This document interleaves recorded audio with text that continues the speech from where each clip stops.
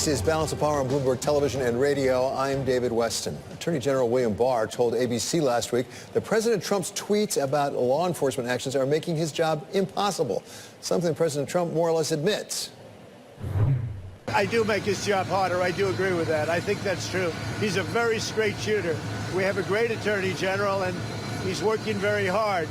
And he's working against a lot of people that don't want to see good things happen, in my opinion.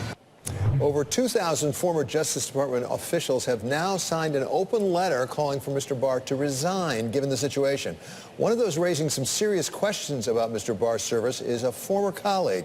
Donald Ayer has served in the Justice Department as a U.S. attorney, as principal deputy solicitor general, and as deputy attorney general under President George Herbert Walker Bush. He is now counsel at Jones Day, and he comes to us today from Washington for our conversation in chief. So, Mr. Ayer, thank you so much for joining us. Really appreciate your being with us. Give us a sense. You have been, you've worked with him. I believe that you've been friends with Mr. Barr, but you've concluded that he has not lived up to the job. Why so?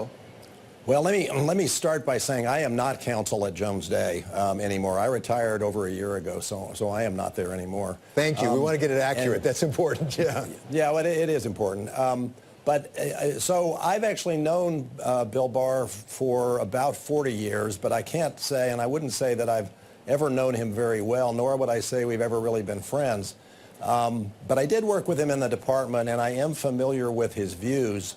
And the critical thing that's become very clear in the year he's been Attorney General is that the views that he's had for a very long time about really pushing for a very, very powerful chief executive, a very powerful president who is largely, if not entirely, unchecked by the usual checks and balances.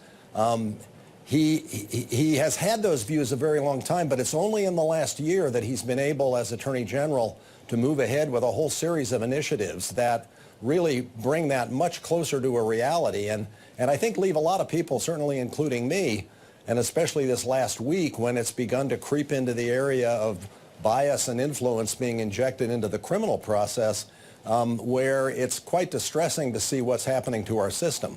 One of the things I said in the article that I wrote in The Atlantic earlier this week is that Bill Barr essentially is un-American. And the reason I said that is because he genuinely has a view that the president is and should be above the law. And I say that based on conduct, which I could elaborate greatly on, but also on very specific words that he wrote in a memo when he was communicating with the Justice Department back before he became Attorney General in a June 2018 memo, essentially saying that the president is the executive branch and has complete power over all of the processes in the Justice Department and is free to do that. In fact, has no real option but to be in control of that. And indeed, the words that he used in that memo are not very far from the words the president has used in the last few days, saying that he has the power to interfere in criminal processes. So if we could, let's separate out the way you just did, which is to say conduct versus words, and we don't have to go through all the conduct, but give me one or two instances where you believe that the Attorney General has done something and taken action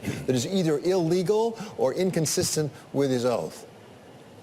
Well, I think that the first thing most people became aware of was the introduction he gave to the country about the Mueller report back in March of this year. Before it was made public, he issued a 4-page summary letter which didn't discuss the facts at all, but stated a categorical legal conclusion that there was no sufficient evidence of obstruction of justice. Well, clearly when that report came out and people who understand evidence and obstruction read it, they saw that there was quite a bit of evidence that the president had obstructed justice. Another example is of interfering with the usual and regular processes of the department was, excuse me, back in December when the Inspector General for the Justice Department issued the report of his, I think, year-and-a-half or so investigation of the FBI investigation into the Russian interference in our election. The prime conclusion, the central point of that was looking at whether that investigation had been proper. And the Inspector General did find that some warrants were improperly submitted, and FBI agents were guilty of some misconduct in connection with those warrants. No question about that, and it was serious. But the overarching conclusion was that there was plenty of evidence to justify initiating the investigation, and the overall oversight and decision-making about the investigation had been done properly and without bias.